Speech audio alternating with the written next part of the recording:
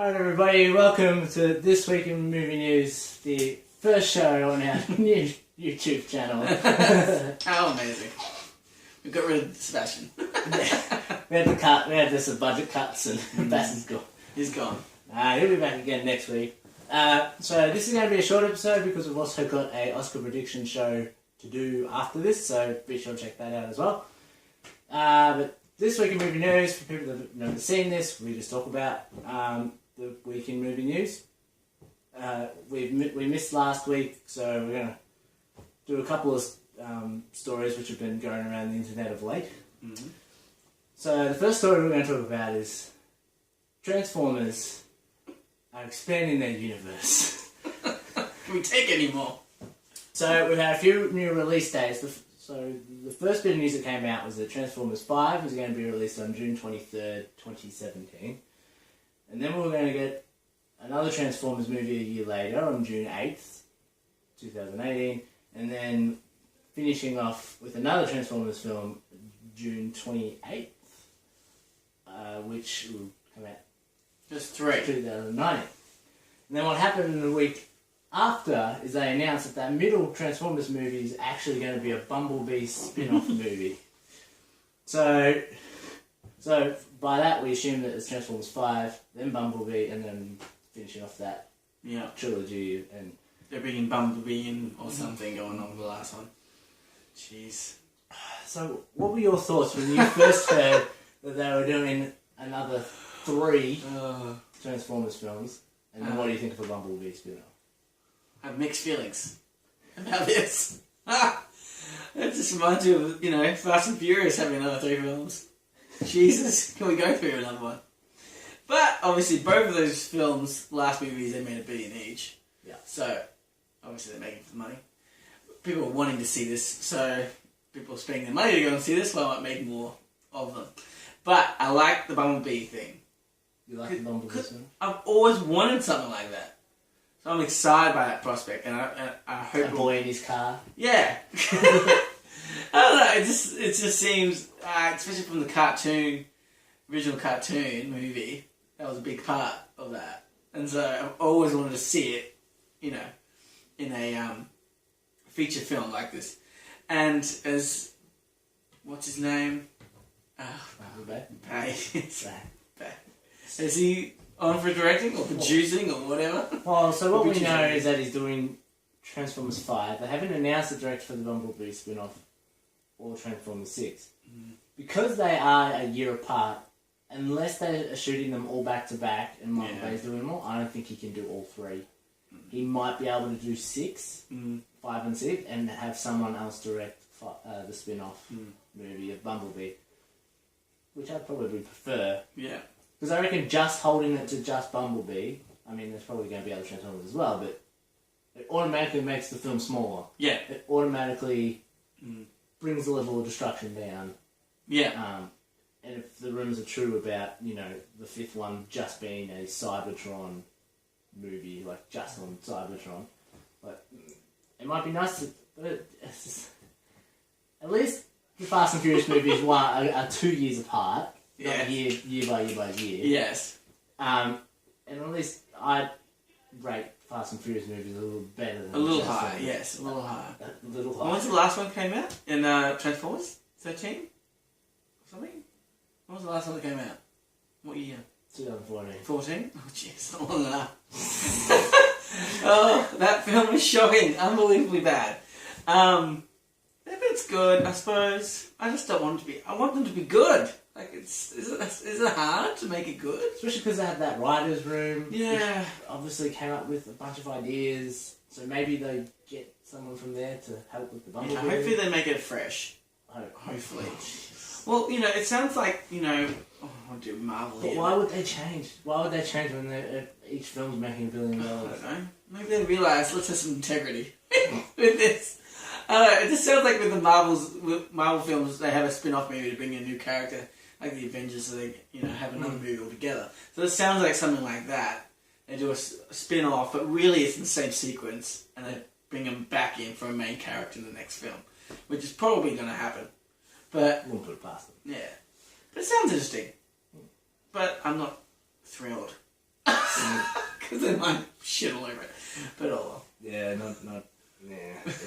Alright, well, move on to the next thing. So there's been a lot of build-up this week of Deadpool making shit tons of money. It's already past 500 million worldwide. It's almost past how much Ant-Man made in its entire run.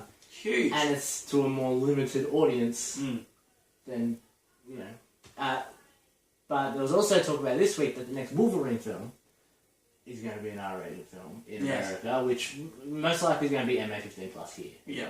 Which is what Deadpool was. What do you think of Wolverine? We accept so much more crudeness in Australia. But not nudity. No, not nudity, no. What do you think of Wolverine becoming... Because it's mostly been here, it's an M-rated movie. What do you think of it going up to an MA15 plus? And do you think Deadpool's kind of setting the way for more of these types of films? Mid-budget, 50, like it cost 58 million, more violent. Not going for the family group. Yeah. More the late teens, young adult crowd. 18 to 35 bracket. Yeah.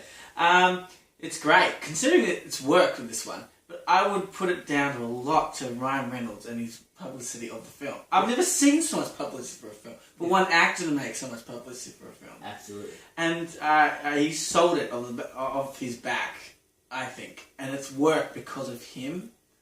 So that formula might not necessarily happen for Hugh Jackman. But Hugh Jackman's huge in America. So I wouldn't say no to him. He couldn't get the same reaction. But in saying that, it's the fourth Wolverine film? This will be the third Wolverine. Third. So it's not exactly fresh off the boat. Deadpool's fresh. But do you think that's limiting a lot of the people that watch the first two and then they can't? Yeah. I suppose so, but But I guess someone that was 12 years old watching the first Wolverine, that was 2009, so now it's 7 years later. So now they're literally in the age where they can watch. They can watch a really naughty, high intense film, and it would be awesome to see it more bloody and more intense. They've got nothing to lose. My only thing is, I don't want them to try and make every character like Deadpool. Yeah. Because Deadpool is his own... Very unique. Very unique, very own thing. People, they shouldn't just start making characters break the fourth wall and things like that.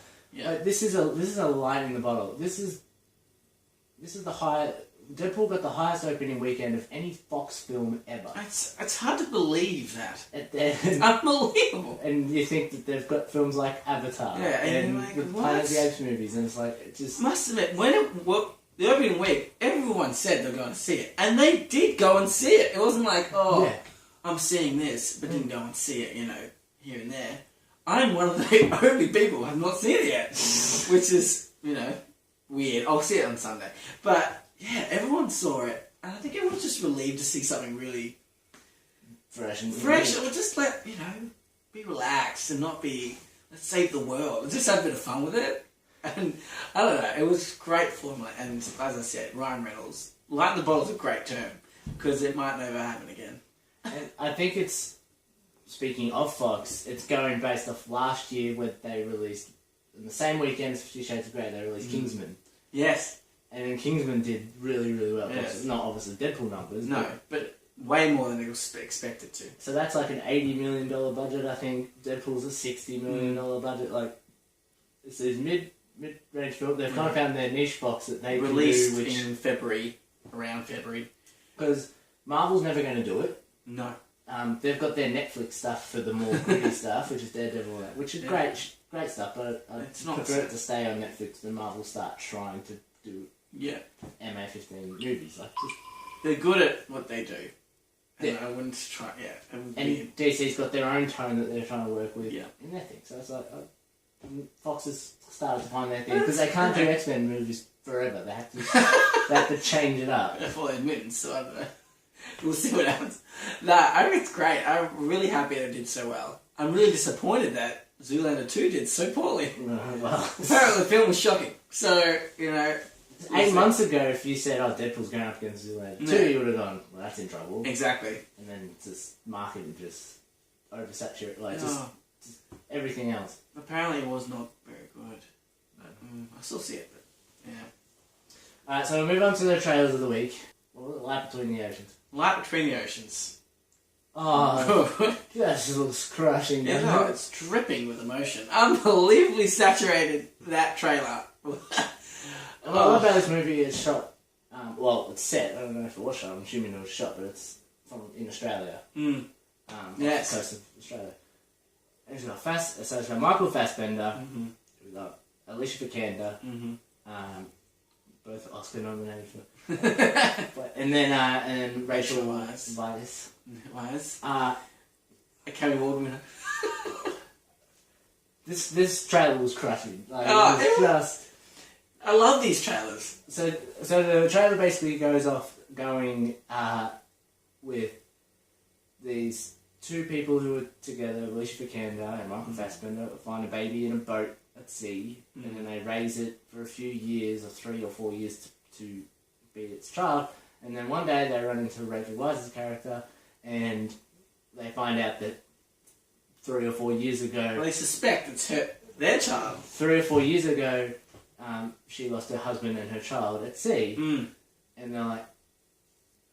Fassbender is convinced that the child is hers, and it's like, we can't keep it. And she's like, no, Alicia Vikander is like, I'm the mother. It's my baby. And I just reckon the tone was great, the performance was great.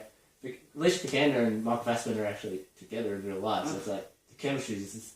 It's so odd how films come out, and then, you underestimate how many films actors do. They do a lot of films. You don't get to see. But when you always get like Fassbender, he brings out 5 films at once or something, and you see, what's her name? Alicia Vikander. She's had 3 or 4 films last year. Last year alone, and now she has this one. It's coming out in a few months, I think, or something. Yeah. And she looked great in this. I watched her in The Danish Girl. She was phenomenal, unbelievable. We'll talk about that. The predictions. But this trailer, it's drenched. I love it. I can't wait to see it. It's a rom-com. Jesus. You're not going to get a cheerful moment, I don't think, but it looks great. So with our general scaling system, are you not interested, watch it on Blu-ray, not for you, watch it on Blu-ray, interested, opening week, midnight showing? I'm interested. I'll see it, but I'm not going to race out. I reckon it'll be opening week. I don't think it had the release date on it, did it? No. But if they release another trailer, and I'll probably get more hype on it. But yeah, it's one of those things where reviews are really killing it. It's like, it's going to be a must-see. Yeah. Well, we'll see. Plus, I just love all those people that are in it. So yeah, and what's Fassbender? I will go and see it for him. I love Rachel Weisz. Oh, she's so good. Yeah. I love her. But yeah. So, the other trailer that came out was Pete's Dragon. People familiar with the 90s cartoon dragon in a live action setting. I feel really sorry for this trailer because it came out 2 weeks after the Jungle Book trailer did. Yeah, it looks so similar. And it's just a lot, the child in the other one looks better, and it's like, and that one, the Jungle Book just looks so impressive. Yeah. And this one, you can tell it's obviously done on a smaller scale. Yes. And you can tell that by the dragon at the end. It didn't look. That will look bad. The CGI was bad. Yeah, It was not impressive. No, it's either that it's they're still working on it in post production, but it's not enough money into it, I don't think. Getting Robert Redford's a nice touch to have in your movie. Yeah. Bryce Dallas Howard, she could be playing the same character from Jurassic World. I don't know. Without the short hair. Yeah.